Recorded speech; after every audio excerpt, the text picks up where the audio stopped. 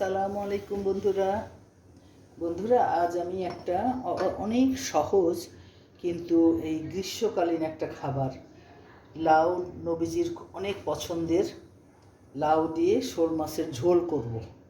খুবই পছন্দের এবং এই রোজা রমজানের পরে এটা খাওয়াটা খুবই জরুরি। হালকা মশলা দিয়ে আমি একটু ঝোল করব।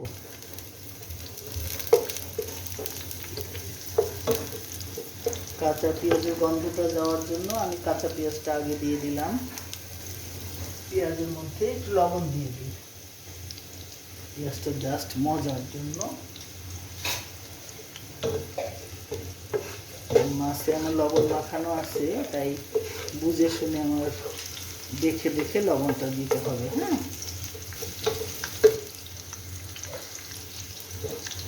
সবসময় মনে রাখবে শোল মাছের মধ্যে এই মেথি ফোড়নটা দিলে অনেক সুন্দর একটা স্মেল আসে। মাছের যে একটা ব্যাড স্মেল থাকে না, ওইটা থাকে না। এই যে নিয়ে 2 চামচ মেথি দিয়ে দিলাম। তারপরে টমেটো দিয়ে দিচ্ছি, 2টো টমেটো দিয়ে দিলাম।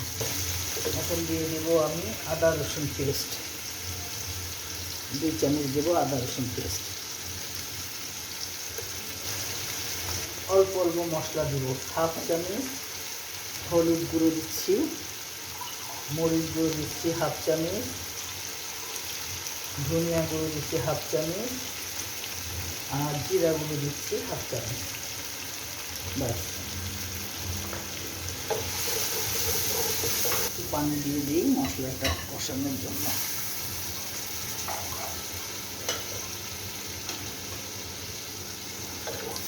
ঢেকে দিই, মশলাটা কষানো পর্যন্ত একটু ঢেকে রাখি। আর একটা গোপন রেসিপি তোমাদের বলি, যখনই তোমরা মাছটা রান্না করবে 1 চামচ চিনি দেবে মশলার মধ্যে। এতে হয় কি, তরকারিটা একটু মিষ্টি মিষ্টি লাগে। এটা অবশ্য আমার শ্বশুরবাড়ির লোকরা করে, যশোর টশোর খুলনাও দিবে। তরকারিটা মিষ্টি মিষ্টি লাগাতে আমি বলতাম যে কী ব্যাপার, এত মজা লাগে কেন? তখন আমার যারা শিখিয়েছে যে একটু চিনি দিয়ে দেয়। আমাদের বাড়িতে আবার এটা দেওয়া হতো না। আমি এখন এই মাছগুলোকে ধুয়ে লবণ মাখিয়ে রেখেছিলাম, ওইটাকে কষিয়ে নেব।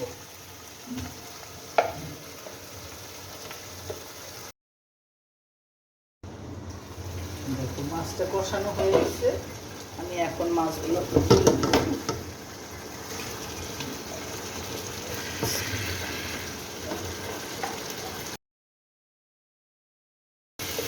কচি একটা লাউ নিচ্ছি, লাউটা দিয়ে আমি এখন শোল মাছটার ঝোল করছি। এই যে দেখো লাউটা এইভাবে ধুয়ে কেটে রেখেছিলাম। লাউটা কষানো হয়ে গেছে,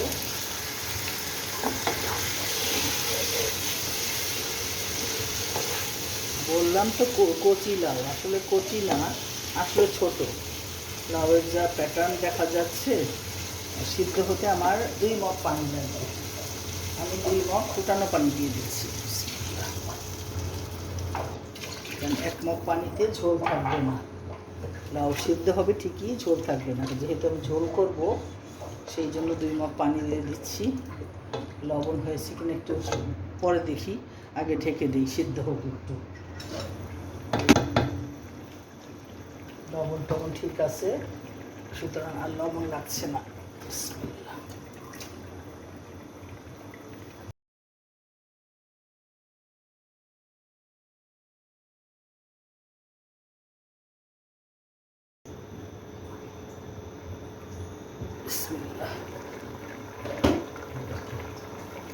দেখো তরকারিটা মাশাআল্লাহ ভালো লাগছে না?